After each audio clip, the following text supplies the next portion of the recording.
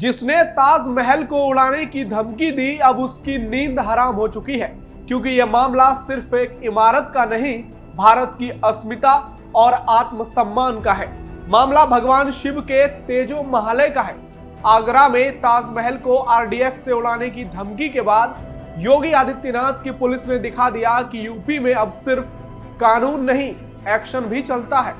केरल से भेजे गए ईमेल के बाद यूपी पुलिस ने सख्त एक्शन लेते हुए तय कर लिया है कि धमकी देने वालों को अब घर में घुसकर निकाला जाएगा और यूपी लाकर उसका सटीक इलाज किया जाएगा। इलाज वही होगा जो योगी राज में होता है। सीआईएसएफ से लेकर बम निरोधक दस्ते तक ने ताजमहल की एक एक ईंट खंगाल दी। किसी सिरफिरे को लगा था कि धमकी से योगी डर जाएंगे, लेकिन वो भूल गया कि योगी तो योगी है, जो कहते हैं वो करते हैं। अब चाहे धमकी देने वाला केरल में छिपा हो या कहीं और, बाबा का बुलडोजर उसे खोज निकालेगा, घसीटेगा और सबक सिखाएगा, क्योंकि यह ताजमहल नहीं, हमारा तेजो महालय है और अब इसके अपमान की कीमत जिहादियों को चुकानी पड़ेगी। नमस्कार, कैपिटल टीवी उत्तर प्रदेश के साथ मैं हूं नवेंदु शेखर झा और आज से आपके लिए लाया हूं स्पेशल शो थर्ड आई, जिसमें आज आपको ताजमहल पर सीएम योगी के एक्शन और तेजो महालय की दिलचस्प और ऐतिहासिक कहानी बताएंगे।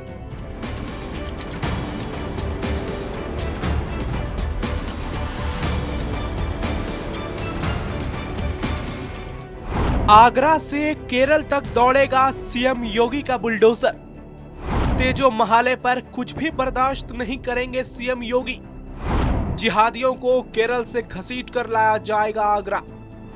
तेजो महालय की अनसुनी कहानी से आप हो जाएंगे हैरान। बीते दिनों आगरा के ताजमहल को बम से उड़ाने की धमकी दी गई थी, जिसके बाद सुरक्षा एजेंसियां हाई अलर्ट पर है। पुलिस युद्ध स्तर पर जांच कर रही है।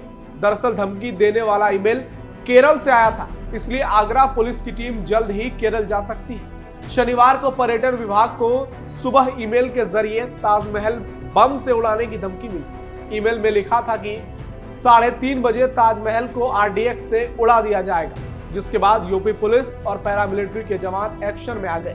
सीआईएसएफ, ताज सुरक्षा बल, बम निरोधक दस्ता, डॉग स्क्वाड, पर्यटन पुलिस और भारत पुरातत्व सर्वेक्षण विभाग ने करीब 3 घंटे तक ताजमहल का चप्पा चप्पा छाना था।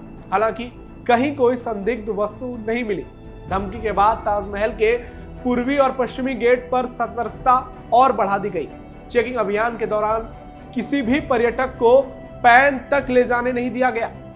पुलिस के हाथ लगा बड़ा सबूत। एसीपी ताज सुरक्षा सैयद अरीफ अहमद ने बताया कि ताजमहल पर धमकी का हॉक्स ईमेल भेजा गया था, जो कि केरल से आया है। इस तरह के मेल देश भर में कई जगह एक साथ भेजे गए।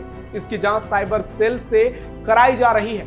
मेल किसी सव्वाकु शंकर नाम के मेल आईडी से आया था। साइबर सेल थाना में मुकदमा दर्ज किया गया है। मेल चूंकि आउटलुक के जरिए आया था, इसलिए साइबर थाना पुलिस ने आउटलुक की कंपनी माइक्रोसॉफ्ट को ईमेल भेजकर मेल भेजने वाले की जानकारी और आईपी एड्रेस मांगा है।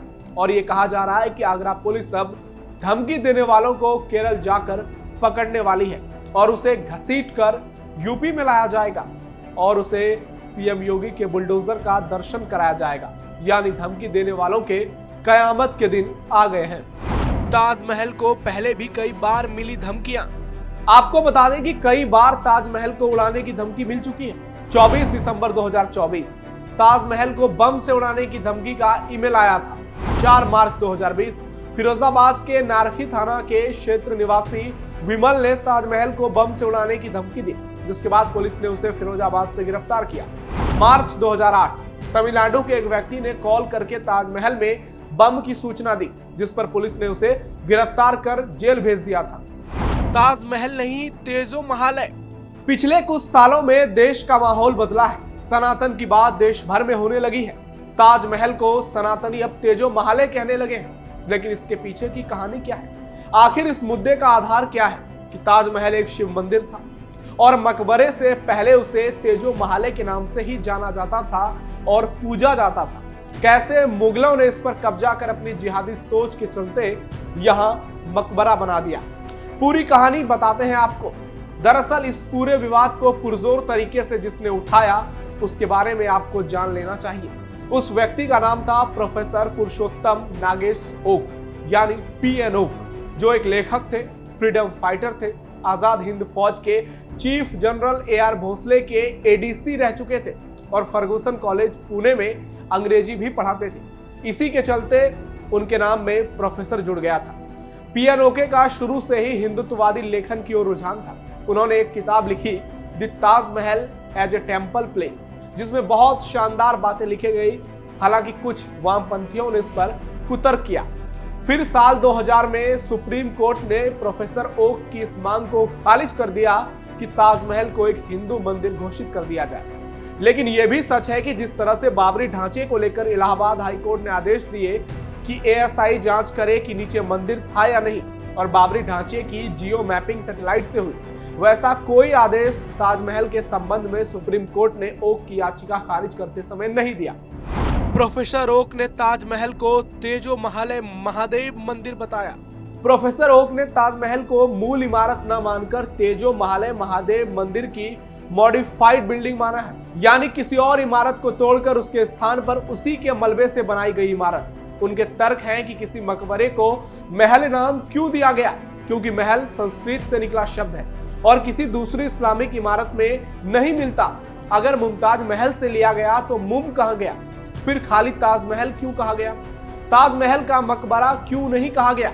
जब मुमताज की याद में था तो इसके अंदर बाकी लोगों की कब्र क्या कर रही है? हंसी की बात है कि जिस ताजमहल को मल्लिका मुमताज की कब्र के लिए बनाया गया था, उसी में बाद में एक नौकरानी तक की कब्र बना दी गई।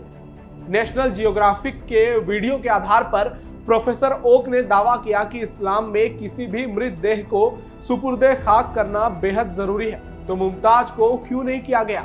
मुमताज की कब्र के नीचे कब्र है और उसके नीचे एक फाउंडेशन और फिर एक कुआं।